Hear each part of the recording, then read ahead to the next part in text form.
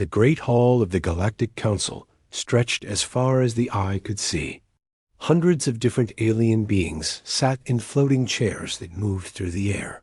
Some had scales, others had fur, and many looked nothing like anything found on any world. They had come from across the galaxy to discuss the most important matters that affected all their worlds. Ambassador Zexthara stepped forward. She was tall and thin, with blue skin that seemed to glow in the dim light. Her people, the Kethmori, were known throughout the galaxy as careful watchers and smart thinkers. When they spoke, others usually listened. Today would be different. Zexthara touched a control on her arm.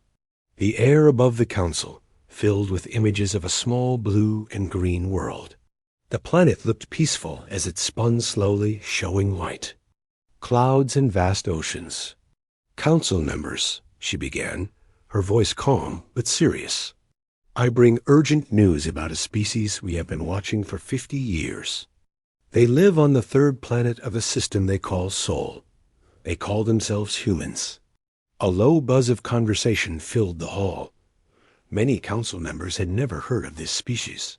Some leaned forward in their chairs, curious about what would make the careful Kethmori so worried. Dr. Veleneth will explain what we have learned, Zexthara said. A creature that looked like a walking tree moved to the center of the hall. Dr. Veleneth was the council's best expert on alien life. He had studied thousands of species across the galaxy. His voice was deep and slow, like wind moving through old branches. In all my years of study, Dr. Veleneth said, I have never seen a species like these humans.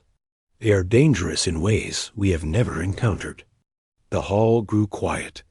Dr. Veleneth touched his own control, and new images appeared in the air. These showed human cities, human machines, and human wars. Watch how they fight, Dr. Veleneth said. The images showed humans using weapons that shot. Fire, weapons that threw metal, and weapons that made great explosions. But this is not what makes them truly dangerous. More images appeared. These showed humans taking simple things and turning them into weapons. They used farming tools, too. Fight. They used vehicles meant for moving goods to carry soldiers. They even used their own flying machines as weapons by crashing them into their enemies. They weaponize everything, Dr. Veleneth continued. Give them any object, any tool, any machine, and within days they will find a way to use it for war. We have watched them turn toys into training tools for soldiers. We have seen them use healing medicines to make poisons. A large creature covered in thick armor plates laughed loudly. War Chief Gorth of the Draknari Empire stood up. His people were known as great warriors who had conquered many worlds. You fear these tiny mammals? Gorth said, his voice booming across the hall. Look at them. They are weak. They have no natural armor like my people. They have no claws, no fangs, no poison. They cannot even breathe in space without machines to help them. Gorth pointed at the images floating in the air. Yes, they fight each other, but look at their weapons. Simple chemicals that explode, metal sticks that throw more metal. These are the tools of primitives. My people were building starships when these humans were still hitting rocks together. Many council members nodded in agreement. The Draknari were strong, and their weapons were powerful. If Gorth was not worried, maybe there was no reason to fear these humans. But Ambassador Zexthara was not finished. She touched her control again, and new images appeared.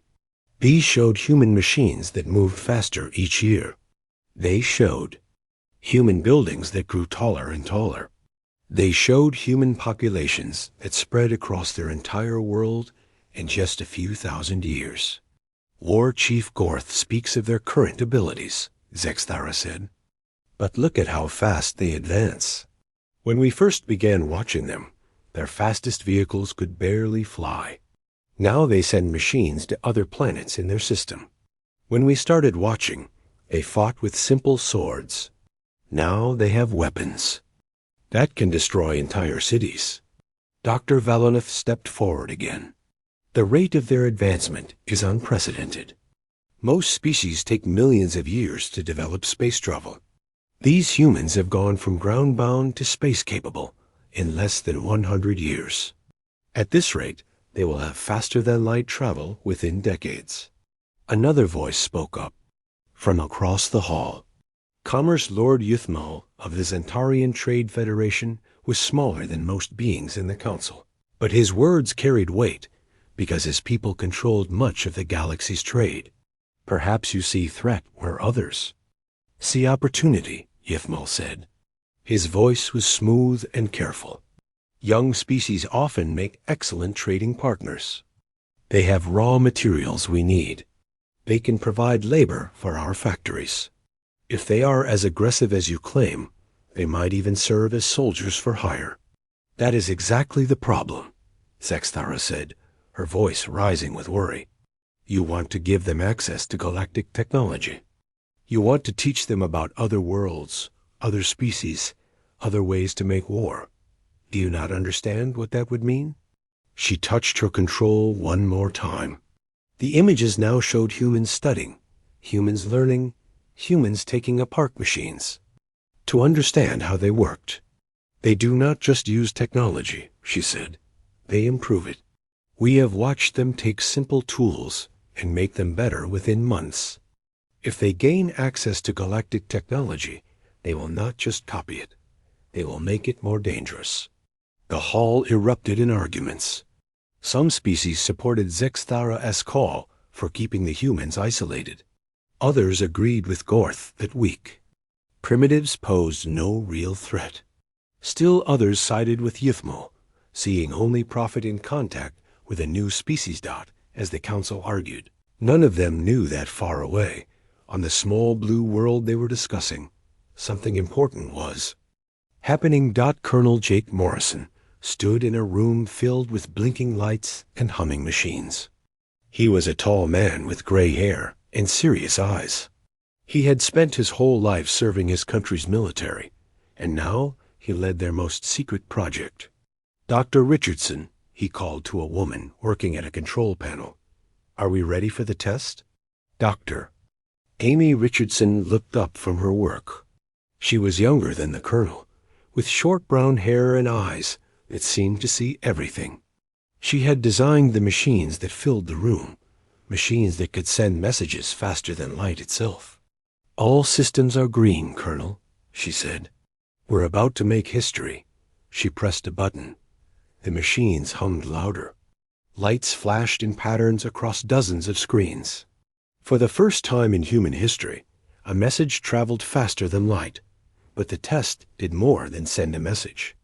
It sent out a signal that traveled across space, a signal that announced to anyone listening that Earth now had technology that could reach the stars. Dr. Richardson stared at her instruments. Something was wrong. Her machines were picking up signals coming back, signals that her message had somehow woken up. Colonel, she said, her voice quiet with shock, I think we just found out we're not alone. Far across the galaxy, the council continued to argue about what to do with the humans. They did not know that their debate was already too late. The humans had just taken their first step toward the stars, and there would be no stopping them now. 6 months had passed since Dr. Amy Richardson first detected the strange signals from space. In that time, the world had changed in ways no one could have imagined. Every major government on Earth now knew the truth that had once been the secret of a few scientists. Humanity was not alone in the universe. President Ryan Carter sat in a room deep beneath the White House. Around the table with him were the most powerful leaders from every nation on Earth.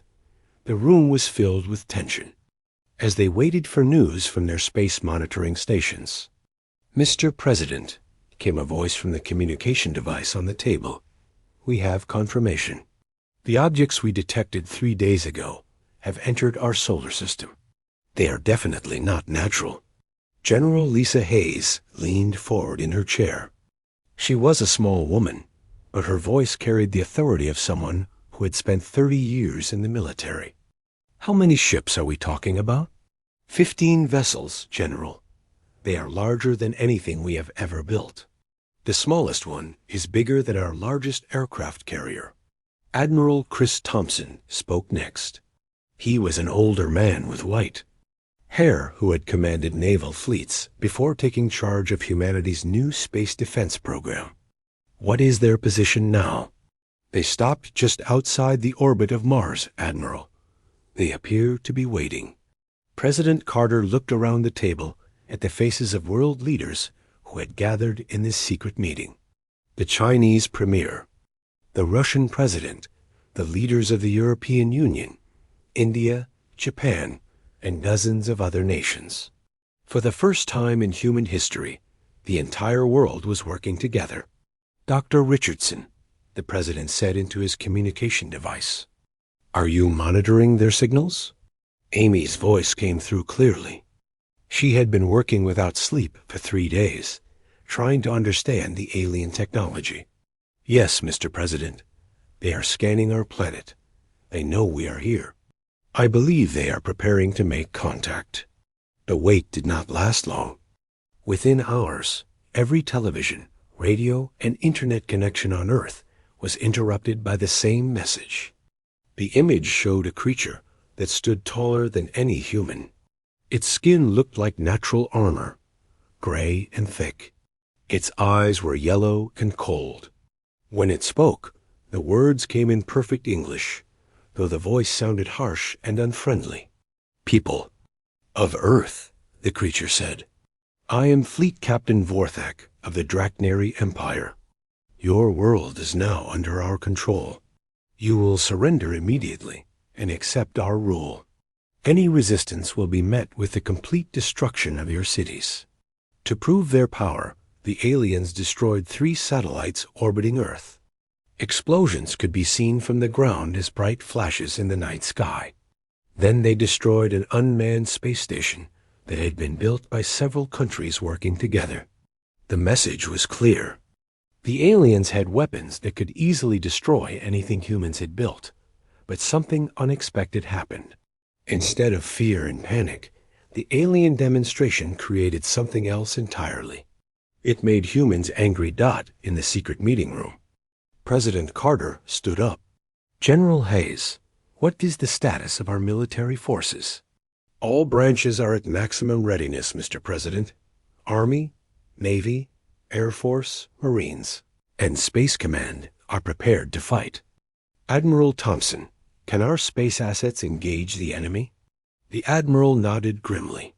"We have the orbital station Olympus and 12 smaller craft. They were not built for war, but Captain Matt Rodriguez has been working with his crews to modify them with whatever weapons we can mount." Far above Earth, Captain Rodriguez floated inside the space station Olympus. He was a young man who had trained as an astronaut, but now found himself preparing for humanity's first battle in space. The station had been built for scientific research, but in the past 3 days, his crew had attached every weapon they could find to its hull. "Captain," called Lieutenant Sue Collins from her position at the weapon controls, "we have nuclear missiles, kinetic projectiles, and those new laser systems Dr. Richardson designed. It is not much against ships that size, but we are ready to fight." Rodriguez looked out the window at the alien fleet in the distance. Each enemy ship was many times larger than his station. By any reasonable measure, the battle was already lost before it began. But Rodriguez smiled anyway. "You know what, Lieutenant? I think these aliens just made a big mistake." "What do you mean, sir?" "They think showing us their weapons will make us give up. They do not understand humans very well." Back on Earth, the alien fleet captain waited for Earth's surrender. According to all Draknari experience, primitive species always gave up quickly. When faced with superior force, it was simply logical. Weak species submitted to strong ones. This was the natural order of the universe, but the response that came from Earth surprised Vorthak completely. President Carter's face appeared on every screen in the alien fleet. Behind him stood the leaders of every major nation on Earth. "Fleet Captain Vorthak," the president said, his voice calm and steady. "We have received your demands. Here is our response. No." Vorthak could not believe what he was hearing. "You refuse to surrender? You have seen our power. We can destroy your entire world. Maybe you can," President Carter replied. "But you will have to fight us for every inch of it. Humanity does not surrender. We never have, and we never will." The alien captain felt something he had rarely experienced in his long military career: confusion. In his hundreds of battles against dozens of species, this had never happened before. Primitive species were supposed to be afraid. They were supposed to give up when faced with overwhelming odds. "Your resistance is pointless," Vorthak said. "You cannot win against the Draknari Empire." President Carter smiled. It was not a friendly smile. "Maybe not, but we can make sure you remember this fight for the rest of your lives." The communication ended. Vorthak stared at the black screen for a long moment. Then he turned to his officers. "Prepare for battle. It seems these humans need to be taught their place in the universe." But as the alien fleet moved toward Earth, something was already happening that they did not expect. Dr. Amy Richardson had been studying the energy signatures from their weapons demonstration. In just 3 days, she had learned more about alien technology than the Draknari thought possible. "Colonel Morrison," she called to her military commander, "I have good news and bad news." "Give me the good news first, Doctor." "I figured out how their shield systems work. I think I can adapt our technology to create similar protection." "And the bad news?" Amy looked up from her computer screens. Her eyes were bright with excitement, despite her exhaustion. "The bad news is that we only have about 6 hours before they reach Earth. The good news is that I think 6 hours might be enough." As the alien fleet approached Earth, they expected to face a frightened, disorganized resistance that would collapse quickly. Instead, they were about to encounter something that had never existed before in the galaxy. They were about to face humans who had been given a common enemy, humans who were working together, and humans who saw impossible odds not as a reason to give up, but as a challenge to overcome. The Draknari had no idea what they had just started. The first battle lasted only 20 minutes, but it changed everything. When Fleet Captain Vorthak attacked the human space station Olympus, he expected quick victory. Instead, he watched something that made no sense to his military mind. The humans should have died quickly. Their weapons were primitive, and their defenses were weak. But Captain Rodriguez and his crew did not fight like any enemy the Draknari had ever faced. They used their station's rotation to spin their weapons in directions that confused the alien targeting systems. They released clouds of metal debris that damaged alien sensors. Most strange of all, when their main weapons failed, they began throwing pieces of their own station at the alien ships. The battle ended when Captain Rodriguez did something that shocked every alien watching. When his station was about to be destroyed, he aimed it directly at the largest Draknari ship and set off the station's nuclear power core. The explosion damaged 2 alien vessels and forced the entire fleet to retreat. Vorthak stared at the reports from his damage control teams. A primitive space station had hurt ships that were supposed to be indestructible. How is this possible? He asked his second-in-command. "Sir," replied Subcommander Grickstall, "they fight without logic. They sacrifice themselves for no strategic gain. Our war computers cannot predict their actions because their actions make no sense." But the humans were just getting started. In the weeks that followed, Dr. Sophie Williams led a team of engineers in studying every piece of alien wreckage they could recover. Sophie was a young woman who had spent her life building machines, but now she was taking apart alien technology faster than anyone thought possible. Colonel Morrison, she called out from her laboratory. "You need to see this." Jake Morrison walked over to where Sophie was working on a piece of metal that still glowed with alien energy. "What did you find, Doctor?" "Their shield technology. I figured out how it works."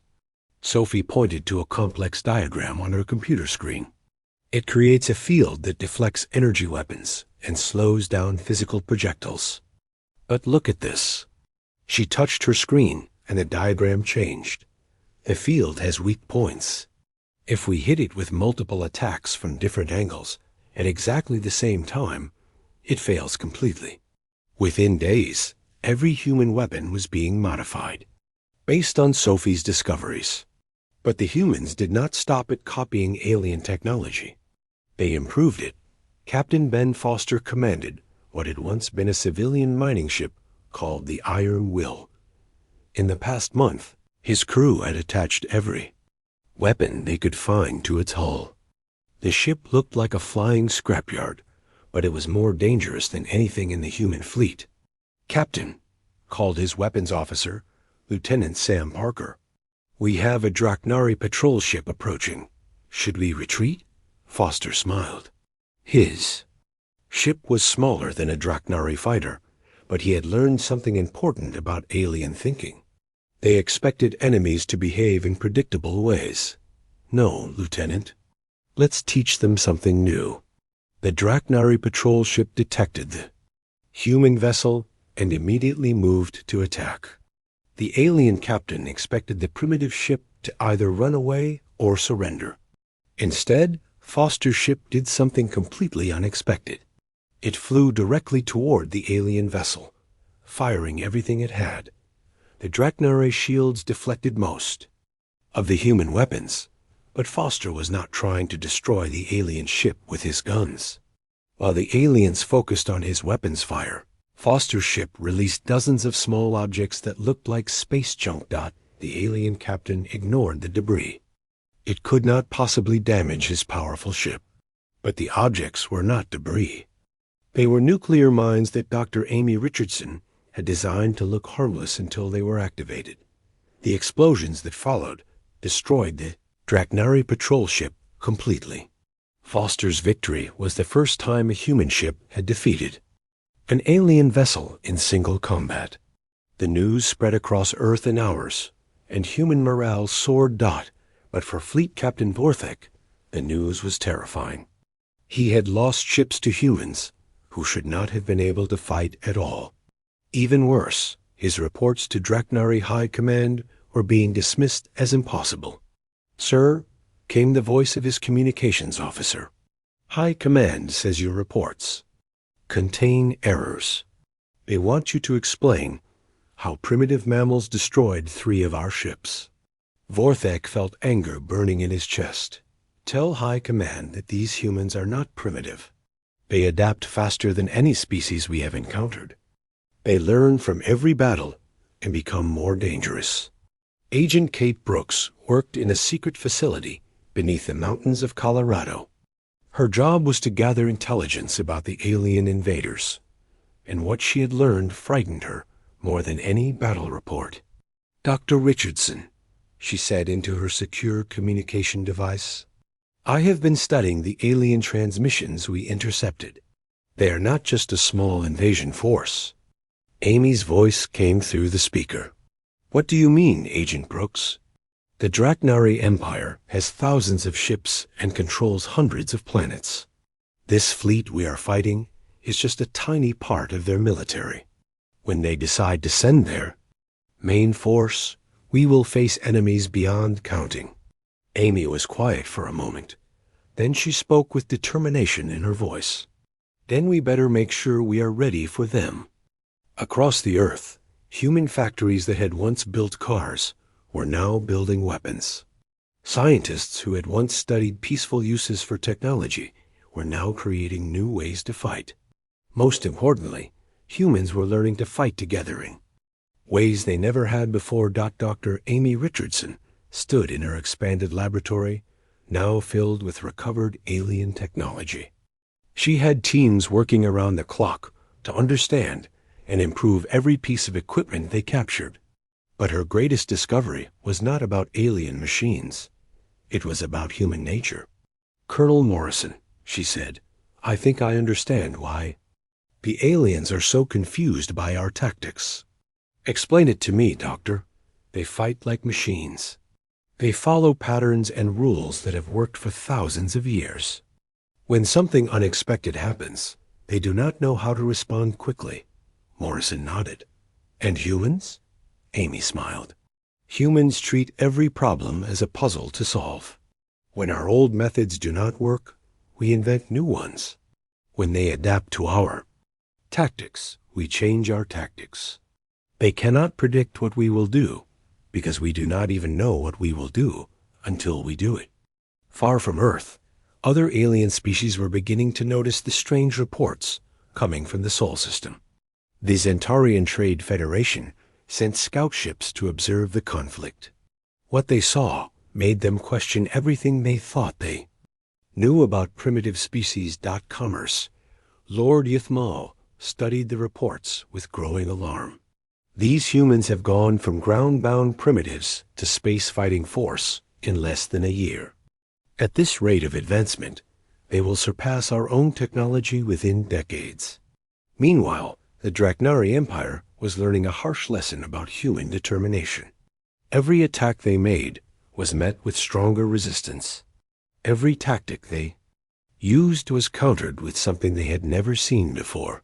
Most disturbing of all, the humans seemed to get more creative and more dangerous the longer the fighting continued. Commander Grickstall approached his captain with the latest battle reports. "Sir, we have lost 12 ships this week. The humans are now using civilian cargo vessels as weapons platforms. They are hiding weapons inside asteroids. Yesterday, they turned a communications satellite into a bomb." Vorthax stared at the tactical display showing human positions throughout the solar system. Red dots marked human forces, and there were far more red dots than there had been a month ago. "They are multiplying," he said quietly. "Every day there are more human ships, more human weapons, more human surprises. How is this possible?" The answer was simple, though the aliens could not understand it. Humans were doing what humans had always done when faced with a threat. They were adapting, learning, and fighting back with everything they had. The difference was that now they were doing it together, united against a common enemy that threatened their entire species. The galaxy was about to learn that there were few things more dangerous than humans who had decided to survive. The news traveled across the galaxy faster than anyone expected. What had started as a simple conquest of a primitive world had become something that made every advanced species stop and pay attention. The reports were so strange that many alien governments thought they were lies. In the Great Hall of the Galactic Council, Ambassador Zexthara stood before her fellow council members once again. But this time, the hall was packed. Representatives from hundreds of species had come to hear about the impossible war happening in the Sol system. "Honored colleagues," Zexthara began, her blue skin seeming to glow brighter with satisfaction. "6 months ago, I warned you about the species called humans. You dismissed my concerns. You said they were primitive mammals who posed no threat to galactic civilization." The hall was completely silent. War Chief Gorth of the Draknari Empire was not present. He was dealing with something that had never happened in his people's long history of conquest. They were losing a war against primitives. "Today, I bring you updated reports from the Sol system," Zexthara continued. "The Draknari invasion force has lost 37 ships. The humans have taken control of their own solar system. Most importantly, they have begun attacking Draknari positions outside their home system." A wave of shocked whispers filled the hall. Commerce Lord Ythmal of the Zentarian Trade Federation stood up, his small form shaking with disbelief. "That is impossible," he said. "These humans do not even have faster-than-light travel. How can they attack targets outside their own system?" Zexthara touched her control device. Images appeared in the air, showing human ships that looked nothing like the primitive vessels they had seen months before. These ships were sleek and fast, with weapons that glowed with alien energy. "They have it now," she said simply. Far from the Galactic Council, Admiral Tony Garcia floated in the command center of the human ship Vengeance. 2 months ago, Tony had been a pilot in Earth's Air Force. Now he commanded humanity's largest battle fleet, and he was about to make history. "Admiral," called Captain Lisa Chun from her position at the tactical station. "We are approaching the Draknari base on Europa. All ships report ready for battle." Tony looked at the tactical display showing Jupiter's moon Europa. The Draknari had built a military base there to support their invasion of Earth. It was heavily defended and supplied by ships from across their empire. Taking it would send a message to every alien in the galaxy. "All ships, this is Admiral Garcia. Today we take the fight to them. Show them that humans do not just defend. We attack." The battle for Europa lasted 6 hours. The Draknari had expected their base to be safe from human attack. Their defensive systems were designed to stop the most advanced weapons in the galaxy. But human weapons did not work like other weapons. Captain Len Foster, now commanding a fleet of converted mining ships, used gravity itself as a weapon. His ships flew close to Jupiter and used the giant planet's gravity to speed up chunks of ice and rock to incredible speeds. When these projectiles hit the alien base, they caused damage that energy weapons could not match. Meanwhile, Dr. Emma Kane worked in her laboratory aboard the command ship. Emma was a physicist who had spent her career studying theoretical problems. Now she was solving the greatest puzzle in the universe: how to travel faster than light. "Admiral Garcia," Emma called over the communication system. "I have breakthrough news. Tell me, Doctor." "I cracked their faster-than-light mathematics. I know how they fold space to travel between stars. More importantly, I think I can make our version work better than theirs." Emma had been studying captured Draknari technology for weeks. But unlike the aliens, she did not just copy what she found. She improved it. Human mathematics and human engineering were different from alien approaches. Where aliens followed rules that had worked for millions of years, humans asked why those rules existed and whether they could be changed. "How long until we can build our own faster-than-light ships?" Tony asked. "The first prototype will be ready in 3 weeks," Emma replied. "But Admiral, there is something else. I think our ships will be faster than anything the aliens have." Within a month, Captain Alex Turner stood on the bridge of humanity's first faster-than-light warship.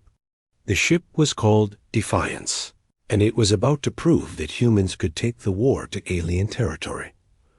Alex was a young officer who had trained for space, combat that no one thought would ever happen. Now he was preparing to lead the first human attack outside the Sol system. "Captain," called Lieutenant Mark Davis from the navigation station, "we have coordinates for the Draknari supply depot in the Wolf 359 system. Faster-than-light drive is ready." "Take us there, Lieutenant," Alex ordered. The jump to faster-than-light speed felt like falling into a tunnel of stars. When the Defiance returned to normal space, they were 25 light years from Earth. The human ship was now farther from home than any human had ever been. The Draknari supply depot was not expecting an attack. It was deep in alien territory, protected by the entire Draknari fleet. No enemy had ever reached it before. But the human ship appeared without warning and struck before the aliens could respond. Captain Turner's attack was not meant to destroy the base. It was meant to prove something far more important. Humans could now strike anywhere in the galaxy. Back in Draknari space, Fleet Captain Vorthek received the impossible news.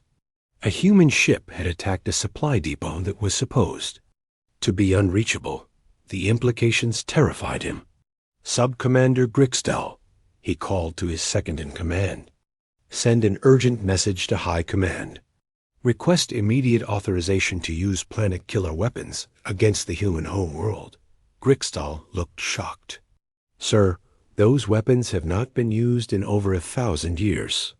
High Command will never approve destroying an entire planet for a single primitive species. These humans are not primitives, Vorthak said, his voice filled with desperation. They are something we have never encountered before. If we do not stop them now, they will become unstoppable. The response from Draknari High Command came quickly. Vorthak's request was denied. The leaders of the Empire still believed that a few primitive mammals could not threaten their 1,000-year dominion over the galaxy, but other species were beginning to understand what the Draknari refused to see. Secret monitoring ships from dozens of different civilizations were now watching the conflict in the Sol system. What they observed frightened them all. Commerce Lord Yuthmal studied the LATEST intelligence reports in his private chambers. The numbers were impossible to believe, but they came from his most trusted spies. In 8 months, he read aloud, humans have gone from pre-faster-than-light civilization to spacefaring military power. Their technology advancement rate is 50 times faster than any known species. Their ship construction rate exceeds that of the Draknari Empire. Yuthmal set down the report and stared out at the stars. He had made a career of understanding which species would succeed and which would fail. Every calculation he had ever learned told him that what the humans were doing was impossible. Dr. Amy Richardson now worked in a laboratory that was 10 times larger than where she had started. Her team included scientists from every nation on Earth, and they were all working on the same goal: making human technology better than anything in the galaxy. Dr. Kane, Amy called to her colleague. How are the new engines performing? Emma looked up from her test results. Better than expected. Our ships are now 30% faster than Draknari vessels. But Amy, I think we can do better. I have ideas for improvements that could make us twice as fast. Amy smiled. This was what the aliens did not understand about humans. They did not just solve problems once. They kept solving them, making each solution better than the last. Keep working on it, Emma. Something tells me we are going to need every advantage we can get. Neither woman knew that their conversation was being monitored by alien intelligence services throughout the galaxy. The advanced species were beginning to realize that the primitive humans were not just surviving their first contact with galactic civilization. They were about to change it forever. The tide had not just turned. It was becoming a flood that would reshape the entire galaxy. The war that was supposed to last days had been going on for 2 years. In that time, the galaxy had changed in ways that no one could have predicted. The Draknari Empire, which had ruled hundreds of worlds for over 1,000 years, was falling. Apart from within, War Chief Gorth sat in chains in a Draknari prison cell. He had been blamed for the disaster that the human war had become. His replacement, War Chief Morthal, was having no better luck against the strange species from the Sol system. Fleet Captain Vorthak, Morthal said over the communication device, explain to me how we have lost half our fleet to these primitives. Vorthak, now commanding what remained of the invasion force, struggled to find words that would make sense to his leaders. Sir, they are no longer the same species we first encountered. They evolve faster than we can adapt. Every month they become more dangerous. That is impossible. Species do not change that quickly. With respect, sir, these humans do not follow the rules that govern other species. The truth was even more disturbing than Vorthak could explain. Humanity had not just survived the Draknari invasion. They had used it as an opportunity to leap forward thousands of years in technological development. What had taken other species millions of years to achieve, humans had accomplished in less than 24 months. Commander Grace Mitchell stood on the bridge of the human ship Liberty as it traveled through space faster than any vessel in Galactic history. Grace had been a test pilot before the war began. Now she commanded the largest human fleet ever assembled, and they were not defending Earth anymore. They were taking the war to the heart of Draknari territory. "Commander," called Captain Rick Stone from the tactical station, "we are approaching the Draknari homeworld. Their entire remaining fleet is waiting for us." Grace looked at the display showing hundreds of alien ships arranged in defensive formations around their home planet. By any logical measure, the humans were outnumbered and should retreat. But Grace smiled as she gave her orders. "Signal all ships.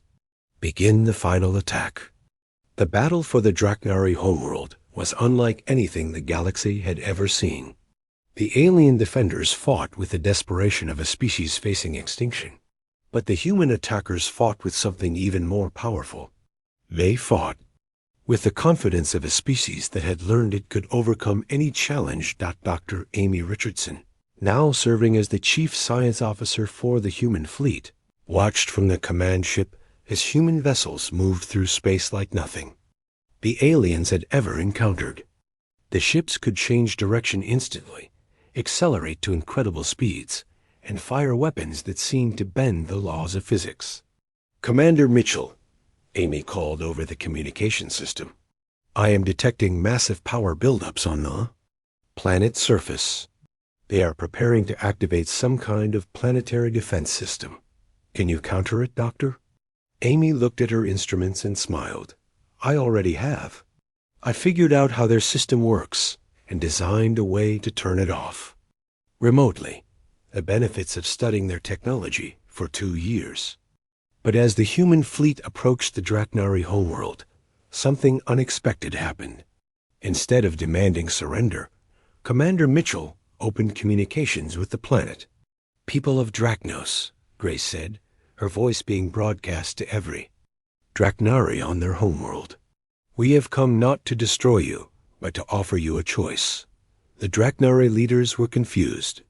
In their entire history, no conquering force had ever offered terms other than total surrender. "What do you want, human?" asked War Chief Morthal. "We want peace," Grace replied. "We want to end this war that your people started. But more than that, we want to offer you something your leaders never offered us. We want to offer you alliance." The idea was revolutionary. Throughout galactic history, stronger species dominated weaker ones. The idea of equals working together was almost unknown. Why would you offer alliance to a species that tried to conquer you? Morthal asked. Grace's answer changed everything. "Because we have learned something in the past 2 years. There are threats in this galaxy that are far more dangerous than territorial disputes between species. There are enemies out there that will require all of us working together to defeat." The Draknari surrender came not through military defeat, but through the realization that the humans offered something better than conquest. They offered partnership. News of the Draknari surrender spread across the galaxy within hours. In the halls of the Galactic Council, panic replaced the careful debates that had defined galactic politics for millions of years. They did not just defeat the Draknari Empire. Ambassador Zexthara announced to the emergency session. They convinced them to join them. In 2 years, humans have gone from unknown primitives to leaders of the largest military alliance in galactic history. Commerce Lord Yithmo was already working frantically to establish trade, relationships with humanity, before his civilization was left behind completely. "How many worlds are now under human influence?" he asked. "Over 300 systems have declared allegiance to the human alliance in the past month," Zexthara replied. Species that had never heard of humans 6 months ago are now requesting permission to join their coalition. The reason was simple. Humanity offered something that the old galactic order never had. They offered advancement, protection, and most importantly, respect for species regardless of their technological level. Dr. Emma Kane now worked in a laboratory that spanned multiple space stations. Her team included scientists from dozens of different species, all working together to push the boundaries of what was possible. The technological advances coming from this cooperation were staggering. Dr. Richardson, Emma called to her colleague. The new ships are ready for testing. Our latest designs are faster than anything we built during the war. Amy looked at the specifications for the new vessels. These ships could cross the entire galaxy in weeks instead of years. Emma, do you realize what this means? It means the galaxy just got a lot smaller. But the most important change was happening on a small space station orbiting Earth. Admiral Jake Morrison, the man who had overseen humanity's first faster-than-light communication test, was now establishing humanity's embassy to the Galactic Council. The Council had not invited humanity to join. They had begged humanity to accept membership, offering them immediate full voting rights and a seat on the ruling committee. The request had come not out of respect, but out of fear of what might happen if they refused. Morrison floated in his new office, looking out at the stars that humanity now traveled as easily as they had once traveled across Earth's oceans. His communication device chimed with an incoming message. "Admiral Morrison," came the voice of President Carter from Earth. "How are the negotiations proceeding?" "Better than expected, Mr. President. The Council has agreed to all our terms. Universal species rights, shared technology agreements, and mutual defense pacts. They are so eager to keep us happy that they are giving us everything we ask for." "And what do they want in return?" Morrison smiled. "They want us to promise that we will use our abilities to protect the galaxy instead of conquering it." The irony was not lost on either man. The species that the Council had once considered too dangerous to contact was now being asked to serve as the galaxy's protector. In her laboratory, Dr. Amy Richardson was already working on improvements to alien technology that the aliens themselves had never imagined. She had teams developing new forms of faster-than-light travel, new types of energy production, and new methods of space construction that could build entire worlds. "Dr. Kane," Amy called to her friend, "I have been thinking about our next project.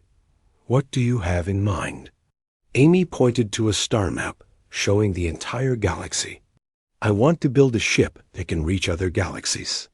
There is a whole universe out there that we have never explored." Emma stared at the map for a long moment. Then she smiled. "You know what, Amy? I think that is exactly the kind of project that proves why the Council was right to be afraid of us." "Are you saying we are dangerous?" "I am saying we are human. We do not just adapt to challenges. We turn challenges into opportunities." The Council warned everyone that we would change the galaxy if we were allowed to develop faster-than-light travel. Amy nodded. And they were absolutely right. Far across the galaxy, in 1,000 different star systems, alien species were learning new words in their languages. Words like cooperation, innovation, and impossible. They were learning that the universe was far more interesting than they had ever imagined. Thanks to a species that refused to accept limitations, the Galactic Council's warning about humanity had been ignored, and the fallout was exactly what Ambassador Zeke-Stara had predicted. Humanity had changed everything. The difference was that the change was not the disaster the Council had feared. It was the beginning of a new age where the impossible happened every day, and where species worked together instead of merely coexisting. The galaxy would never be the same. And everywhere, on thousands of worlds, beings looked up at the stars and wondered what impossible thing the humans would accomplish next.